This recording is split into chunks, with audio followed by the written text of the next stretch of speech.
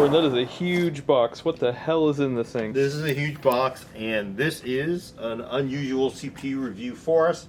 One, inside here is the Intel Xeon W-3175X. Of course, you know it by the famous 28-core, 5 gigahertz moniker from Computex. Xeon, they announced this actually at in New York City when they announced the 9900K. That was a big box just for a CPU. We cut the top open yet, but we haven't taken it out because I wanted to get the bill of lading here. What's different about this is typically we get a CPU, we get a motherboard, we set it up. Intel has sent this entire thing basically built up. And as you can guess, you can already see looking at this power supply cable. It's an EVGA power supply cable. Most people who have been into high-end computers have seen these connectors before, but it doesn't look like your standard, notch connector for your 500 watt power supply. This probably means it's got a 1600 watt or 1500 watt EVGA power supply in this. I'm gonna guess this sucker needs a lot of power. It's so heavy, I don't even want to hurt my back getting it out of here, so we're gonna figure out how to get it out of this box. All right, we got out of the big box, but it's still a pretty big box in here. Well, Yep. what kind of system is this, Gordon? Well, it's AI Crystal XL. So apparently the case has some AI built into it. Huh. All right, let's open it up, see what at least what color they sent, huh? It's got to weigh 80 or 90 pounds.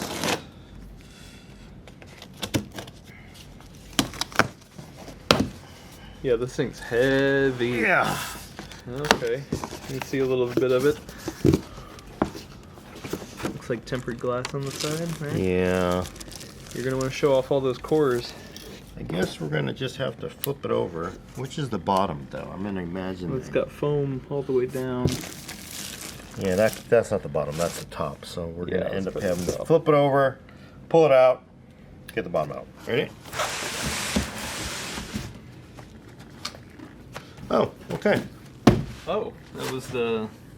That was the side. So then we are power supply bottom. I'm gonna guess we're going this way. We can see it a little better. That thing is huge. Yeah, this is a big sucker. But if you saw the boards for this Xeon part at CES,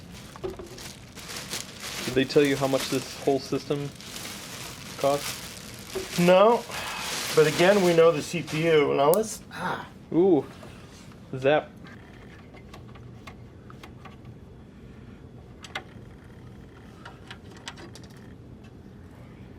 So imagine any of the reviews that are rolled hot when you see this, we'll be getting similar builds. It sort of says something about what Intel thinks about the average person building one of these. I had heard rumors at CES that they sort of thought we're considering this as an OEM only item where you would buy from a boutique vendor, normal list, Mangear, Origin, Falcon, etc., etc. There it is. Huh. It's a custom plate, huh? So yeah, look at that. That is a. And what is this board? Gigabyte. So it's a gigabyte board. So you've got the. Oh, look at this. Interestingly, they don't have at the top. It's. I saw this on the ASUS Dominus board. It just had a crazy amount of power going into it for overclocking potential. Mm-hmm. This one doesn't even populate all the GPU connectors for the motherboard, and of course the VRMs. The VRMs probably have more cooling than most people have on their consumer desktop. Yeah, that is. CPUs and 6 channels. Again, there's they tried to give this as much memory bandwidth as possible. So there's 6 channels of DDR4.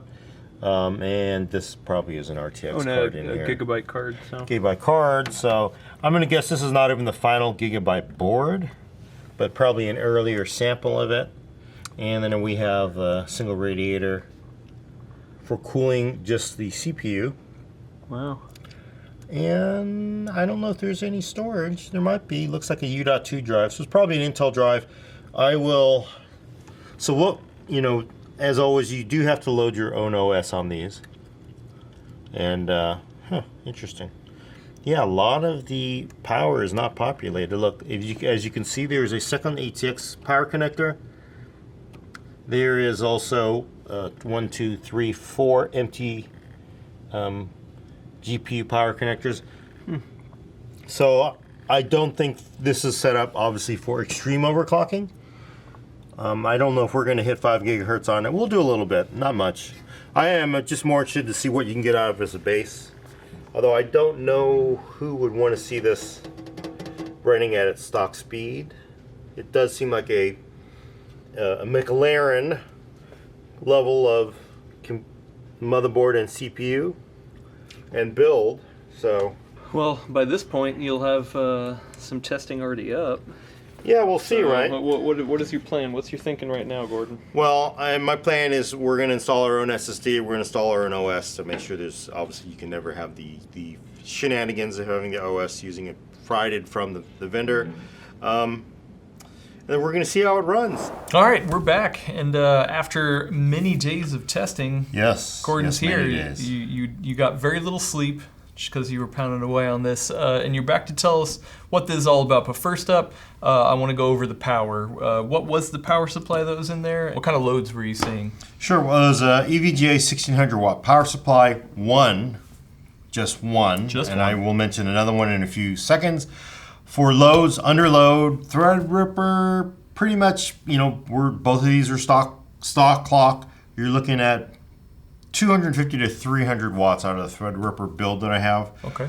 For the Intel Xeon W-3175X, typically at the wall it did have more fans, maybe 50 watts in fans, but 550 watts under load.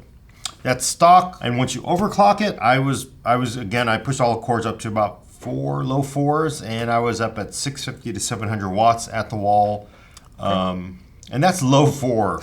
So you can really feed this thing a lot of power. In fact, the motherboard I use, the Gigabyte AX1, and the other board that's out there, the Asus Dominus Extreme, has ability to run 2 power supplies. You don't need it to overclock to low 4s, I understand.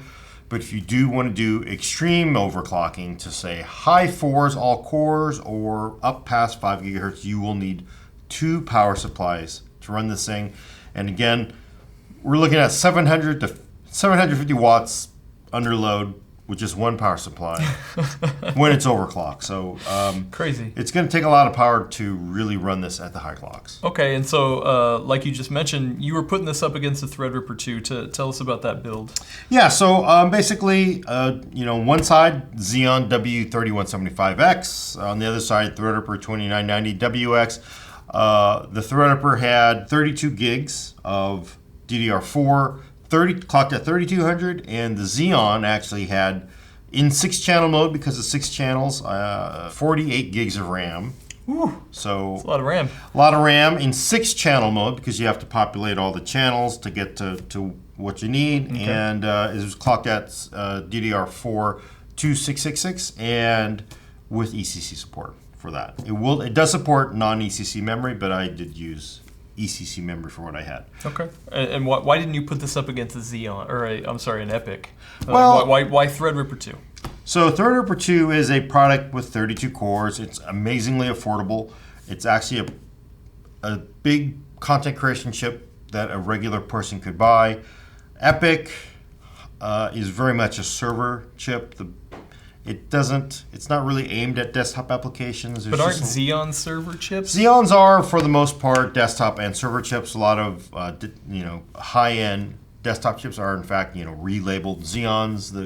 The core team always says, no, we actually had some input on the design of Xeon, but for the most part, Xeon gets to drive the seats. So they are both desktop, workstation, and server chips. This is a workstation part, but it's more of a statement CPU, I'd call it. It's kind of crazy. We'll get to that later, though. Yeah, okay. But so let's dig into the results. How did it do? Yeah, so whereas the previous 18-core Core i9 really lost a lot of battles to the 32-core Threadripper, Once Intel gets up to 28 cores, there's very few things it gives up. It has an advantage on basically the left side where things are very low thread count, and it has advantage in the middle, it has advantage on the right.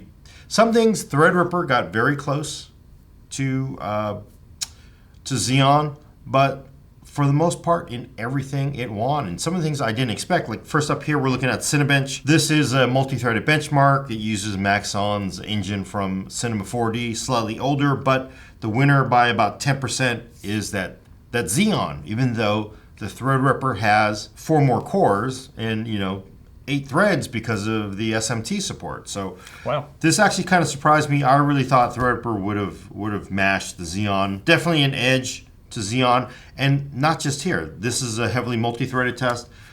We also saw it in Corona. This is actually a benchmark that I think AMD sort of showed up. Hey, Threadripper awesomeness. Look how much we crush 18-core Core i9 in Corona, and it's a big win here. Oof, for wow. the Xeon. I mean, we're looking, I think there was a 28% difference. Dang. Which is huge. A lot for, this is a ray tracing, rendering test that you would think would really favor the higher core count of the Threadripper, but the Xeon wins. There's some reasons to that. Probably that power thing. It just uses more power. Threadripper it gets up to 250 watts of the socket and basically stops because at that point you're overclocking it. It just stops 250 watts, so the clock's power cuts back. Huh. Xeon has no problems continuing to just use your power. So it just eats all your electricity that you give it, and I think a lot of that is the reason why, for the most part, it just wins everywhere. Okay. Things that it should probably have lost, but it didn't. Wow. Next up is Blender, same kind of thing. A lot closer, 5-6%. Blender Benchmark 1, Beta 2. This is a new test that basically rolls up a lot of the Blender benchmarks in there. Times how long it takes to run them. Again, you would have thought Threadripper would have won this because it has that 8-thread advantage, but that 28-core Xeon actually slightly faster. Wow. We're lucky. I mean, not a huge advantage here. We saw in Cinebench or in Corona, but win is a win, right? And then This is another one. This is Ray. It's another popular, very old benchmark, but it's a ray tracing benchmark. Again, Xeon ahead of that Threadripper, despite it having more cores. I really, again, would have thought it would have taken this. The delta's a lot closer, but still, you're looking at maybe 10% difference here to the Xeon. We also did Premiere Creative Cloud. We just basically take a 4K video shot on a Sony Alpha, and then we actually export it out to the Blu-ray setting. This is basically an actual short video that Dan shot, so it's real world. Not as crazy as you can get in Premiere these days, but still 4K. And look, 54 seconds takes to render that out versus the 60 seconds of the Threadripper. So that is, again, a nice win for Xeon. I will say Premiere doesn't use all the cores, but that sort of pushes the advantage of the Xeon with the higher clocks. It usually is just probably going to have higher clocks most of the time, and also use more power. Handbrake 1.12, we take a 4K video, we transcode it using the H.265 preset to 1080p, and about 18% faster for Xeon over the Threadripper, which is, again, this, looking at Handbrake, it doesn't, again, use all of the cores in Threadripper, so it's at a little bit of a disadvantage. And I think it's just sort of weird that Xeon is just running at very high clocks and using all your power to get there. The Threadripper is just kind of not going to win there. And something that isn't heavily multi-threaded. Got it. One thing though, a lot of these tests that I've mentioned don't use all those cores. 64 threads, that's insane. 56 threads, that's just crazy. So I actually tried to look at something where, okay, somebody would actually sit down, they run Blender because you're working on your indie science fiction movie, you're gonna upload to YouTube, and then you're actually editing that in Premiere, and then you're gonna export that while you are doing a Blender render. Okay. So this is basically Blender 2.80 beta, running the BMW benchmark, freely available, at the same time taking the exact same Premiere export and now exporting it over at the same time. Okay. So one is started, another one is started, we do multiple runs and then average them out. And for the Blender performance, dead even. So nothing, pretty much the same. And for Premiere, pretty close, but you you give the edge to the Xeon. It's a few seconds. Again, I would have expected the Threadripper with its higher core count to win, but pretty close. This one's pretty close. And this is actually a very heavy-duty, crazy workload that somebody might actually do Blender and Premiere at the same time. This next chart, we actually look at basically the performance of the Xeon versus the performance of the Threadripper, running from 1 thread up to 64 threads. Not necessarily realistic, but it gives you an idea of what the performance would be if you say, you took Cinebench and you say run, 10 threads on it. And I like to do this just to give me an idea of kind of where the strength of the CPU is. And you can see in this chart where Xeon just has that, double-digit performance up to about 17 threads. 10%, 17%, that's really nothing to sneeze at, right, on those light loads. I really thought it would have been better. Threadripper is helped because I am actually using AMD's dynamic local mode. In this particular chart, it does shave off quite a bit of pain that they would have gotten without it. But the real advantage for Xeon is right in that middle ground, that sort of like 17 to 43 threads, especially down there about 28 threads. Incidentally, that's about what Handbrake uses when I looked at it. Wow. You're looking at 30% more, up there, 32% down to 21%. So there's just that midpoint where a lot of applications run, where actually the 18-core chip actually did have a lot of strength, is where this Xeon really wins. And of course, the interesting thing is we start to see the performance fall off as you get to more and more threads. The Threadripper starts to catch up.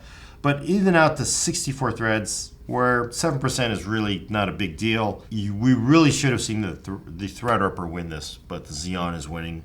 Again, probably because of higher clocks, and hey, we're going to use all the power in the world, right? Because 550 watts versus 300 watts is a lot more power. Wow. And actually, I should mention gaming. Just to mention gaming, we're just going to mention gaming. We're mentioning gaming. If you bought these CPUs for gaming, you did it wrong. You should have bought a Ryzen 5, a Ryzen 7, or a Core i5 or a Core i7.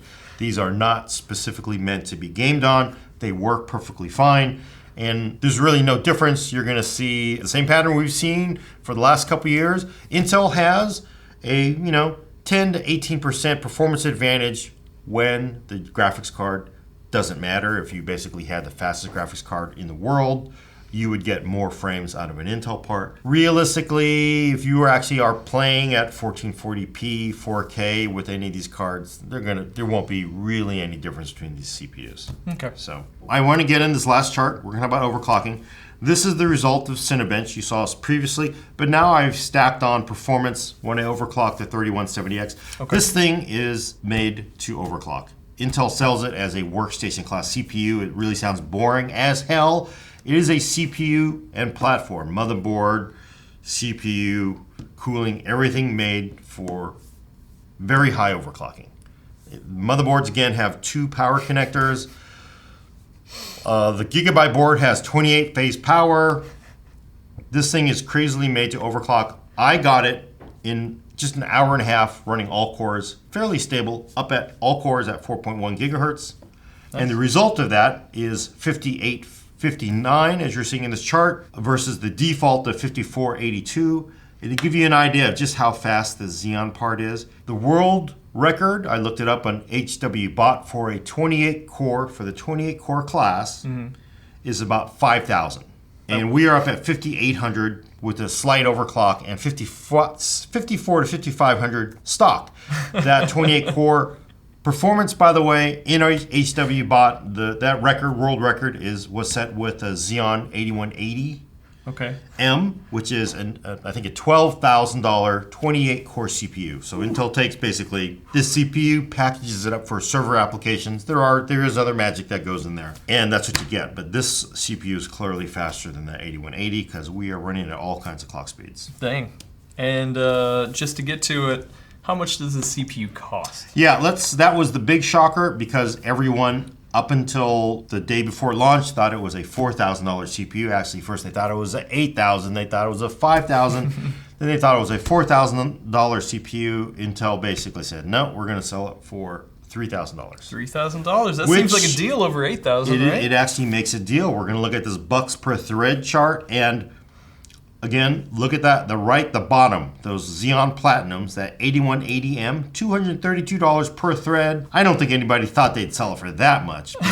People at the rumored $5,000 or $4,000, it would have been about $71 per thread, which would have made it kind of like a CPU that would really have a hard time justifying its existence. In fact, I thought at that price, at $4,000, even though it was 10 to 30% faster than a Threadripper, it's hard to justify. It's actually a CPU made to make Threadripper look better for pricing. At $3,000, it's actually close enough. You could sort of like say, hey, that extra $1,200, Threadripper is, $1,800. Extra $1,200 gets me, 15 to 30% more performance than a lot of things I'm gonna do. It's worth it. Also, I want to have crazy $10,000, $15,000 gaming build or whatever. That kind of makes sense. Well, and after looking at this chart, we can see how it easily lines up with the same prices for their other CPUs. So, I guess we should have just thought, right? Because at $54 per thread, these are all list price. That's basically the same as the 18, 16, and 12-core Skylake X parts. So at least it's consistent. That's nice. It's extremely consistent. Of course, AMD fans will say, hey, but look at all the way down there. Yes, first generation Threadrippers are still out there. They're just giving those things away. $19 per thread. Hell of a deal if you want 16 threads and you really just want to get all kinds of steel. But, I still recommend the 2990WX if you're looking for a good deal, because $28 per thread for 32 cores. A hell of a deal, right? It's basically almost half of what Intel's charging. But, Intel doesn't like to give things away. They want to maintain. We cost more. We're better. We've justified our 30% more performance by charging the extra third, right? Well, and it's not just the cost of the CPU, it's everything around it as well. So it is everything around it. The CPUs are going to be hard to come by. I'm told they will be sold retail eventually. But most likely they're going to go to boutique vendors. You call them up and you say, hey, actually, you don't call them up. You have your butler call them up. Your butler calls them up and says, Master wants a $19,000 gaming rig. Give me the very best you have. Well, you don't need any of this. You're just building a gaming rig. We could do it for $1,500. Like, no, you don't make a statement with a $1,500 gaming rig. You want a minimum $12,000 gaming rig. This is what you buy, right? Okay, so is this who this is for then? Just the people who have money to burn? I mean, is it for anybody else? Yeah, it is for the most part people who really, one, they're going to value Intel. There are things, I don't care what anybody says, there are things that just simply run better on Intel architecture. Intel's been out there for a long time. Intel has been working with software developers for a very long time. There are just a lot of things that are going to run better on Intel. So if you do want that and you want really high core count and you want really high clock speeds, you can really justify this. So again, I sort of think of it as like, you know what? You get a call from your boss says, hey, we need to get you new computers. Tell me what you want. You say, well, I want a Xeon W-3175X, 28 cores. I'm doing Premiere, boss. Okay, not a problem. We need to spend that money out of the budget. You won't even feel it. It's like you are getting 28 cores, very high clock. You're getting a massive motherboard. It's very expensive. Motherboard's expensive. It only fits in some cases. It's not even an ATX motherboard. It's an SSI motherboard. You need all this power. There's all kinds of things. But you know what? What do you care? You're not paying the bill. You're making your boss for it. You're making the government pay for it. Awesome. I wish. Great. There is real performance there. And people who want it, they're going to pay for it. It doesn't kill Threadripper. People are going to say this is a Threadripper killer. No, it's not. Because Threadripper, amazingly, it's crazy, offers so much value. 32 cores, $1,800. You know what? Adam, you know what? You're going to hang out your own shingle. You're going to go home. You're going to be doing video, editing, 3D modeling at home. You're going to build a Ryzen system probably because Threadripper for 32 cores, you know what? It's your money. You're playing with your money. If I'm playing with somebody else's money, I want a Xeon because I want the performance and the pain of the price doesn't hurt me. You can justify it there. Okay. And that's a real crowd. I know people who want $1,500 gaming builds. This is insane to spend $3,000 on a CPU. Hey, go for it. But, so there are people out there that it is worth it. And again, at $3,000, you could justify it. 20 to 30% performance difference if you're using some of those, rendering apps. That's worth it. That time is money. You don't even feel that over the course of 2 years or 3 years as you write off the cost of the machine. But again, this CPU is a statement CPU. This is Intel saying we're going to make the most crazy over-the-top thing we can. 28 cores, very high overclocks. Again, I was told this thing from motherboard vendors. They're saying, yeah, we're seeing early tests. We can get up over 5 gigahertz on all cores of this thing. 2 power supplies, probably 1,500 to more than 1,500 watts of power, a lot of cooling. Yeah. So there are people who just want, people who they want to show off. You know who you are, right? That's so, nuts. and This is what you're going to show off with. You don't show off the practical computing with that. So. Well, yeah, sounds like a statement piece. Yeah, it's a statement piece. I don't know how many they're going to sell, but at least you're getting some performance. It's not simply like Intel saying, just pay us more because we're Intel. Intel saying, pay us more, we'll give you more performance too. Okay. And look, you get a gigantic motherboard that doesn't fit in 99% of the cases out there. So. Okay. Awesome. Well, thanks for staying up the long nights to test all this stuff. Yeah. It's a crazy part. I'm interested to see what this chip can do once it gets into the hands of the extreme overclockers. Yeah. On LN2, there's kind of like, this thing is really going to be made to break a lot of records. Hell, I broke a record and I didn't even know what I was doing. So we're going to see. Okay, awesome. Thanks, Gordon, and keep tuning back for more PC content on PC World.